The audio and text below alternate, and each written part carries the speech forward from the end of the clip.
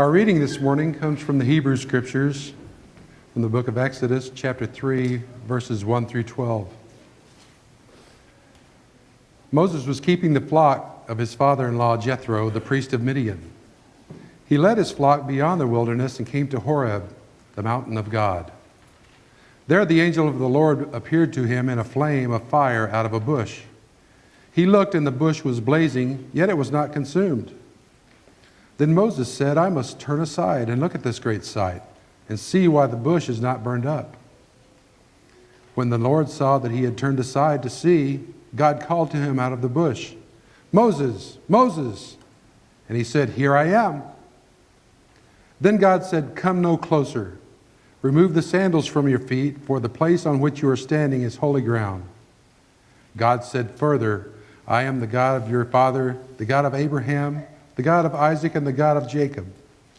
And Moses hid his face, for he was afraid to look at God. Then the Lord said, "I have observed the misery of my people who are in Egypt. I have heard their cry on account of their taskmasters, and indeed I know their sufferings, and I have come down to deliver them from the Egyptians, and to bring them out of that land to a good and broad land, a land flowing with milk and honey, to the country of the Canaanites, Canaanites, the Hittites, the Amorites, the Perizzites, the Hivites, and the Jebusites. The cry of the Israelites has now come to me. I have also seen how the Egyptians oppress them. So come, I will send you to Pharaoh to bring my people, the Israelites, out of Egypt." But Moses said to God, "Who am I that I should go to Pharaoh and bring the Israelites out of Egypt?" God said, "I will be with you, and this shall be the sign for you that it is I who sent you. When you have brought the people out of Egypt, you shall worship God on this mountain."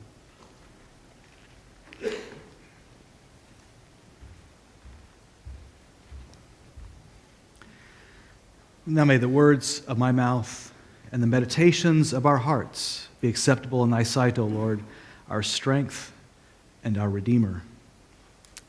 Amen. Well, I need to kind of begin by confessing I feel a bit like the middle schooler who's got the big homework assignment due and comes into class and says, "My dog ate my homework today." I know that a number of you like to pick up a written copy of the sermon afterwards and use it for small groups or pass it on to others and so forth. There is no written copy of the sermon this morning because my computer ate my sermon. It crashed yesterday on me. I lost my sermon and everything on it that had been backed up since December 27th, reminding me to pay more attention to the Christian message, Jesus saves. So no written copies. Another thing is I forgot to wear my shoes this morning. So this morning you may possibly have guessed why I'm not wearing shoes. It's because of the scripture passage that we are focused on, where Moses recognizes that he's on holy ground, and the response, God says, "You take off your shoes." In a sense, take off that obstacles, anything that prevents you from experiencing this holy place most fully. So take off that barrier even between your feet and the soil. And should any of you care to join me, I'm not guessing many of you would, but if you do, feel free to take off your shoes either now or at any point during the sermon where you sense that you're on holy ground. And I can assure you that your feet will not smell that much because it's a little cold next to the ground this morning. So you're not going to have that warmth heating up the smells. So anyway, now I can begin the sermon for real. This series that we're embarking on is a bit like if you were to take two series that are 2 and 3 years old and crash them together, you would have this series. Many of you were here about 3 years ago for a 6-part series we did on called The Sweet Spot, where we were asking, how do we find what brings us most fully alive in the world, and to do that. Really a series that was grounded on Howard Thurman's advice to Harvard students who asked him, how do I find my way in life, and what good need I do in the world? And he said, don't ask what the world needs. Don't ask what the world needs, what good you could do out there. Ask instead what brings you most fully alive and go do that, because what the world needs is people who are fully alive. And in that series, we learned that awareness was built upon not a decision that, hey, don't worry about life, just kind of do whatever you want, but rather that those deepest desires and passions that you have when you meet yourself in your fullness, in your truest mode, really those were given to you by God. You were created in God's image and likeness. And so our deepest desires actually are to be about the work of God in the world in some way. And so when we hit upon that particular form of work that lights us up inside, to which we have seemingly endless energy to do it, we can trust that whether we can see how it helps the world or not, we're doing what God has called us to do, and God can see how that's helping the world, so we trust that. But this series is also like you collided the Sweet Spot series with the Gifts of the Dark Wood series from 2 Lents ago, where we were looking at those times in our life where light kind of hits us hard and where we really struggle in our lives, and how in that series we were exploring how oftentimes that is where we think that God has pulled farthest away from us, and yet God is actually pulled most close to us, or at least our openness and awareness has. So oftentimes when we get hit hard in life, it interrupts the story that we have created for ourselves. Each of us has a narrative about who we are. If you can ask, who are you, John McAllister? Who are you, Tracy Halverson? Who are you, Bill Bolte? We have, start telling your story, right? And all of us have that internal kind of narrative that we've created about ourselves. And some of that narrative corresponds probably precisely to reality, and maybe some of it is a bit stretched. Maybe we actually tell stories about ourselves and who we are to even kind of put certain aspects of ourselves aside and move beyond in some way. Or we live in denial oftentimes of certain aspects of ourselves and so forth. And sometimes when life hits us hard, it kind of shatters those stories. And we find ourselves at kind of ground zero. And while that's a painful experience, and some of those experiences come at us are not created by God, the way life hits us, but when we hit ground zero, it always offers us a godly opportunity, that is, to hear our story as God would tell it, not simply as we would tell it. And oftentimes when we hear the way God tells our story, it's surprising. It's not the story we expect. And that gets us into the Moses story. In this series, we're going to be exploring how when times hit us hard, actually, they tend to they tell a new story for us, or a story that we actually recognize, but it's told in a far different way than we expect. And that story points the way forward to how we are involved in God's work in the world, where we're called to be a part of the healing and wholeness of the world. And it's a story that lights us up and makes us, it always feels like a compliment that's too high for us, or something that we did not deserve, that we were completely incapable of. And we'll be speaking to some countrysiders about how that works in their own life and how that actually deepens their connections to vocational paths that you may think have nothing to do with God in the world, but in fact have everything to do with God in the world. So we hit this story about Moses, and it's a wonderful story because it's really about a story of calling, about finding a call when life has hit a person really, really hard. And the wonderful thing about these stories in Scripture is that, if we ask ourselves, is this how it really happened exactly as a historian would have put it down, we kind of lose the point of the story. Whether or not the story happens exactly as a historian would write it, the stories of Scripture are meant to actually show patterns that keep on recurring on down the ages. So the stories that we hear in the Bible are oftentimes telling us about what keeps happening over and over again until our present time. We've used a term for that we've used frequently, the mythological imagination. That's not to say made-up stories. That's actually stories that are about real truth, truth that are so true that it affects us today in the similar ways as it did people 2,000 years ago. So as we enter the story with Moses this morning, we find him out in the wilderness. And he's in the wilderness not because he wants a little vacation and get out, from busy downtown Cairo or something. He is out there because he's on the run. Something really, really, really bad has happened. And he had some complicity in that badness. That is, you may recall Moses grew up as an Egyptian. He was Hebrew by birth, but was taken into Pharaoh's household and was part of Pharaoh's household. But then at one point he sees an Egyptian overlord abusing an Israelite slave, because all the Israelites were slaves in Egypt. And he gets really upset about that, and he ends up killing the overlord. And so Moses is a murderer suddenly. Not simply part of Pharaoh's household, he's a murderer. And word gets out about this and circulates around Egypt. And so pretty soon Pharaoh is after him. His own people are afraid of him because he's killed somebody. And so the story of his life has suddenly changed. And suddenly he's gone from kind of princely, aristocratic, elite, intelligent, justice-serving Moses to murdering Moses, the person you should be afraid of. And he gets out of that story and finds himself in the wilderness. Oftentimes when life hits us, one of the things that kind of breaks us apart is it breaks apart the story that we have told about ourselves. Moses, his whole story about himself in that act has just broken apart. And he's in a place now where he thinks his story is over.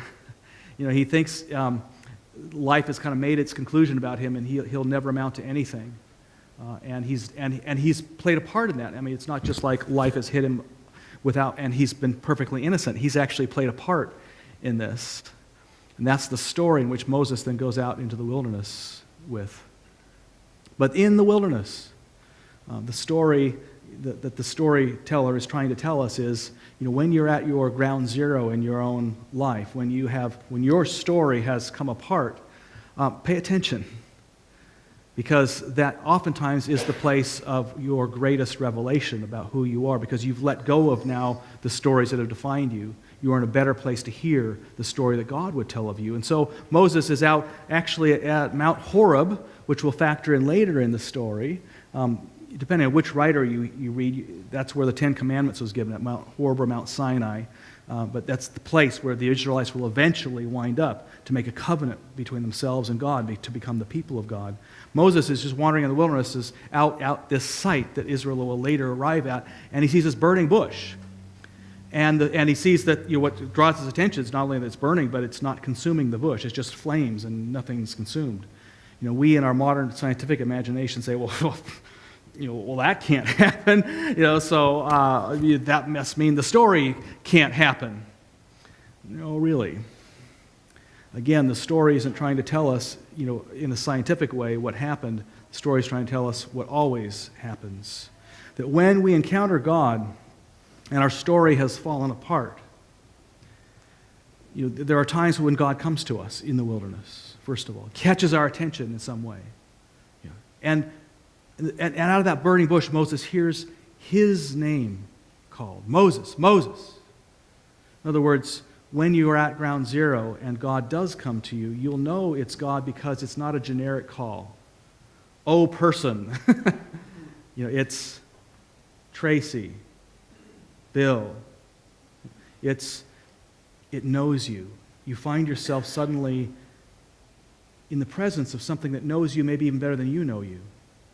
You sense that that you're at a place, a thin space, where perhaps something is going to be revealed about you that you didn't even know before. And you can trust it because it knows your name. It knows you better than you know you. But then, God says, hey, you're on holy ground. You take off your sandals. In other words, when you come up in those times in your life, now we don't experience these times every day, do we? You just sense this amazing presence that may kind of reveal who you are and what you're here for.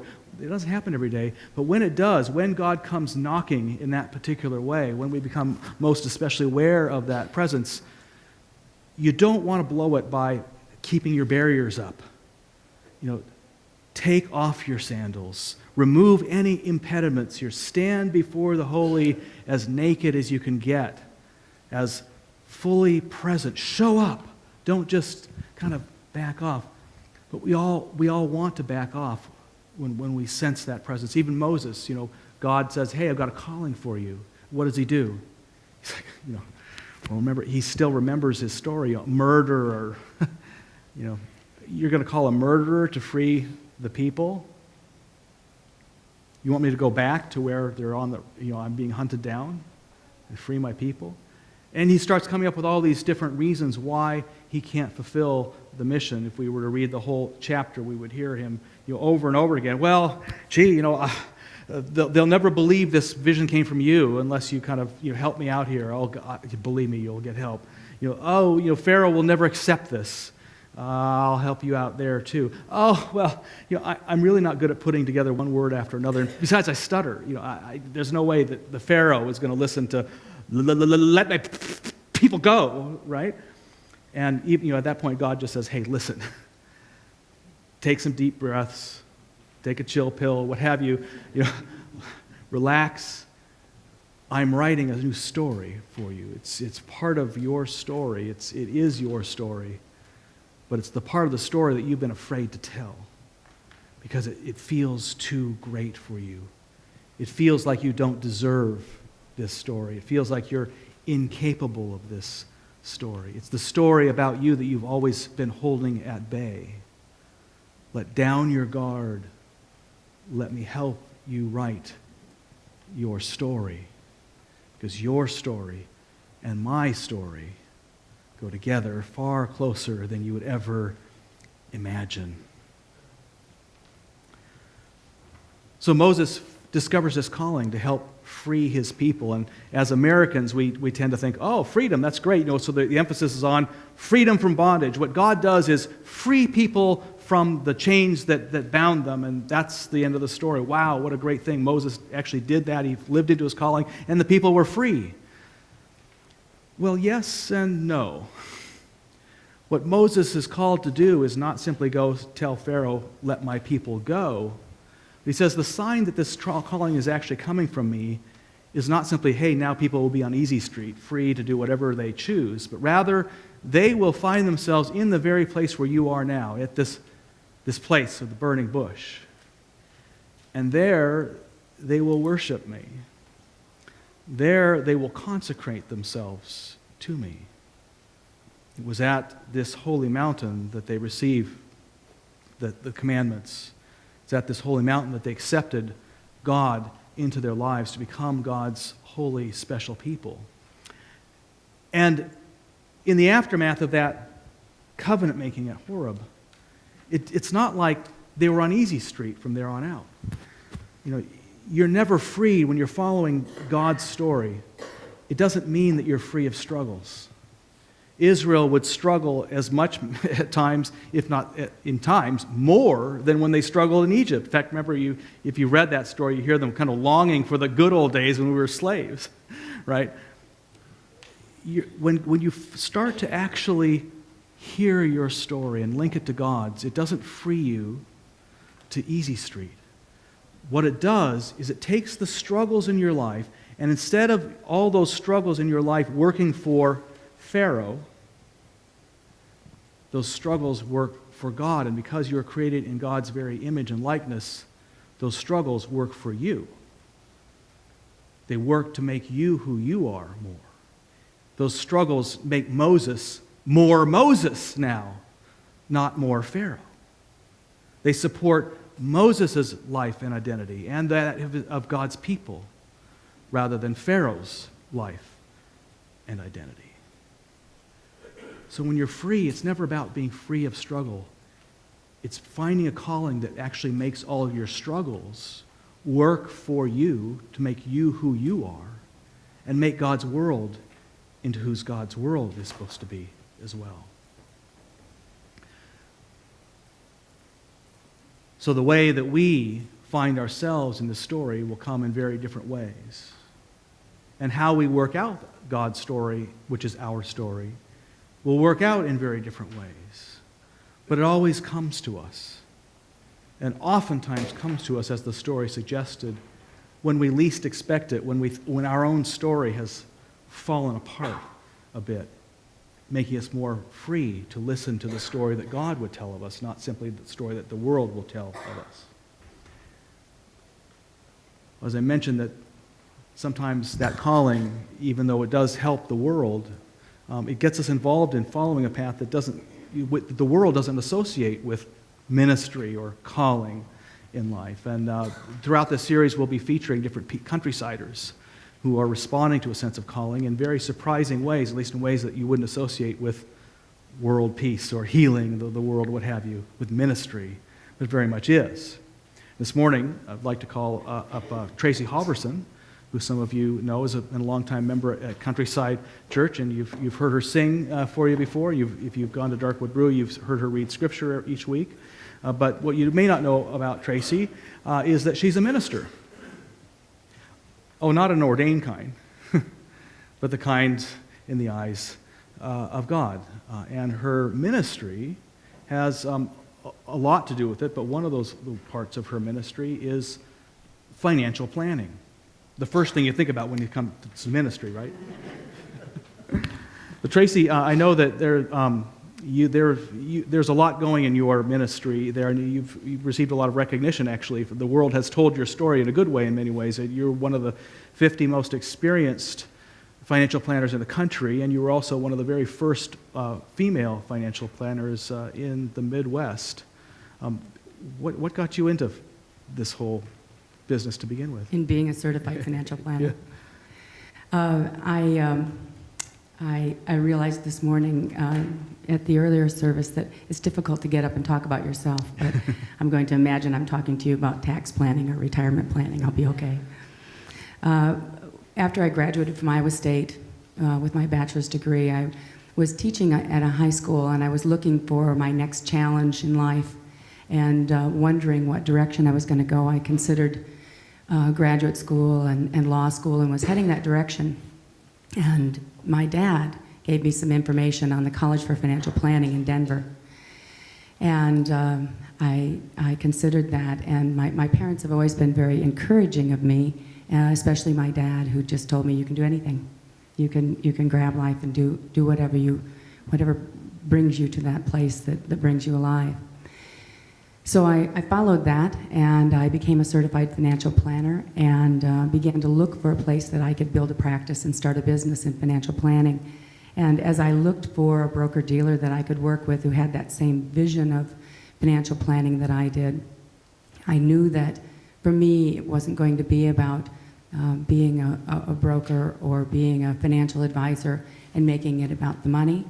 For me, it was going to be about working in financial planning and building a dream with a client, talking to them about what that dream is for their life, whether that's buying a home or it's educating children or it's planning for retirement, whatever that dream is.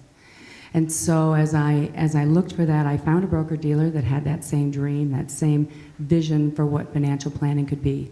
And I found myself starting a business and owning a franchise 31 years ago with this same company.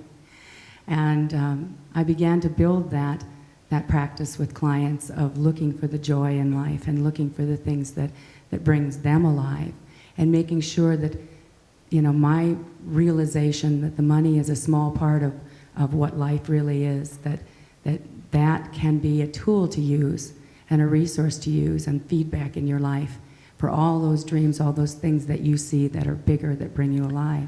31 years ago, I'm sure that was a time when everybody recognized that a female financial planner was great, right? They easy entry probably into the industry. Yeah, I didn't find it so, actually. It was a reality check for me because I had always been at a place in my life where I had walked into things that I didn't think about the challenge of it. Didn't even really think about the fact that I was a female doing those kinds of things. And as a woman, I had a bigger dream for my life, and I knew that building that business was what I wanted to do. As I started my business, I had to find a training manager. And I was living in North Omaha at the time, and there was an office that wasn't very far from me, and I just assumed that I would be affiliated with that office and that training manager, in fact, would would be the person that would train me. And I found out that he did not want to work with me, and he did not want me in the business, quite frankly. He didn't want any women in the business. It was all men at that point, and it was not what he wanted to have happen in his business structure. So between the guy that hired me and the guy that eventually signed on as my training manager, they were incredibly encouraging and supportive, and to this day, both remain incredibly encouraging and supporting of me. And I began to build a business then, and started to look at financial planning as a way to share what I had found as a joy in life, and what I had found by building a vision of what life should be, not built around the money, but built around what that money could do and the joy that it could bring you in life, and looking at other things beyond the money, looking at ways to use that as a springboard to find other joys in life, and whether that's volunteering, whether it's raising a family, what things really brought you alive. So once you found that, then life was smooth sailing then. I mean, you kind of got on that path, and it's been great. You know, it was for a while. I concentrated so much on building my business, and then 18 years ago, I was at a point in an abusive marriage where I needed to get out of that. I had a kindergartner at the time, and I knew that it was going to be difficult. And so I found myself living out of my home for a year, and I had some terrible things happen that I was trying to recover from, and I was at the bottom of a black pit, and I did not see daylight. I was scared. I was just terrified. I had a partner at the time who kept telling me, you know, this really isn't for you. This is, you know, why don't you do something more traditional for women? You could work at a bank, you could go find a place where you have a salary, where you have benefits. This is too hard for you. You should go find something that's not as difficult for you. And so I had that message in my head, and it was scary. I was frightened. But I also knew that didn't feel good to me, didn't feel right to me. I knew that I was doing a lot of good in a lot of people's lives by being able to be there to answer questions, and people would, you know, bring in portfolios and have all kinds of questions that centered around the money, and then we changed the conversation. And I started to think about that conversation that I have with clients, and I started to have that conversation with myself. And I thought internally, okay, Tracy, what brings you alive? And I realized at that point that it was that connection with my son, that it was being a parent, and even heading into that scary situation of being a single parent. I realized that was what brought me alive. And I was doing a lot of volunteering. I was a worship leader on a worship team, and leading worship every week in a church at that point, and that also brought me alive. And I knew that I needed to do that. And so I took those conversations I had with clients, and I began to apply it to my own life. And I realized that cheerleader role, that encouraging role, that leadership role, that third-party voice that I am for clients, that takes that fear out of financial decisions, was that voice of God for me, being that same voice. And it said to me, God said to me, you got this. You can do this. Don't take the easy way out. Don't take something that's too small for you. You can live into this, and we'll find a way to do it together. And so that's what I did. One step at a time. I was at the bottom of that black pit for a long time, and it took a lot of really small baby steps for me to get out of it. But I knew that part of my life, that financial planning part of my life, was also something that I was doing that was making my life bigger, not just my clients' lives bigger. And it was a real joy for me to be able to have that. So I pulled myself out of that black pit one step at a time, and continued to be a single parent who volunteered in my child's classroom and went on field trips and did things with his class, and continued to volunteer and look for ways to be active in the community, and look for ways to be involved. And I told my story to my clients. I opened up my life, and I wasn't afraid to tell them that I have been where you are, and it's frightening, and it's scary. So it sounds like in your own life, then, where financial security could have been the dominant narrative, like you will not exist as a full person unless you have financial security, you said, in a sense, no to that. You said, no, here's this fuller expression of who I am, with whom financial security can be a part of this larger picture, and orienting your life around that. And I wonder if perhaps your own clients are not finding that advice, as you even suggesting, working its way out in the way you deal with them. People often, I imagine, come to you saying, what's my number one goal? It's financial security. It's financial freedom. And yet you seem to be inviting them to say, well, financial freedom is only a piece of that picture. What are you being freed for?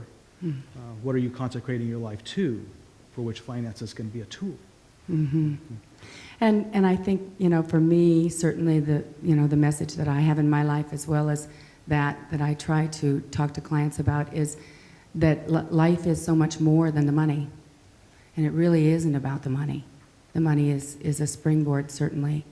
But if you find the things that are the priorities in your life, the things that call you, the things that are of great importance to you, the rest of those things, including the money, will find a way to make that happen. And I have committed myself over the years, for over 25 years, to look for people that I can have in my office. I hire every year interns in my office, and who are interested in financial planning in the way that I do financial planning. And I've had the joy of being able to structure my practice in a way that really fits me. But to be able to share that with another generation now that I'm at a point where I've been doing this for over 30 years and want to continue to do it for a long, long time, and sharing that joy with other people, both my clients and interns, has really been a wonderful way to bring that story alive and pass that on also. Well, we thank you, Tracy, for sharing your story with us and for continuing to share that story with others in your internships and with your clients. Thank you.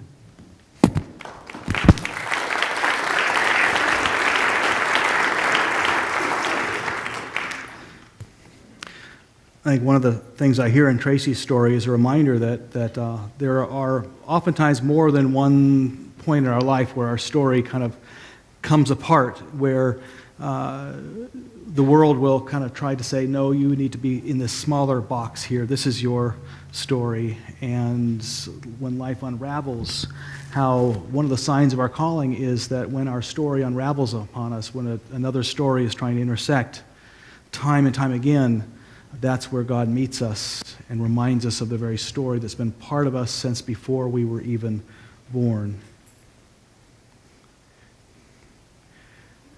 This ritual certainly intersects the message of this series quite centrally. When we're reminded of a night of betrayal and desertion, which Jesus' story was interrupted by the world. And he sat with his friends, said, "My friends,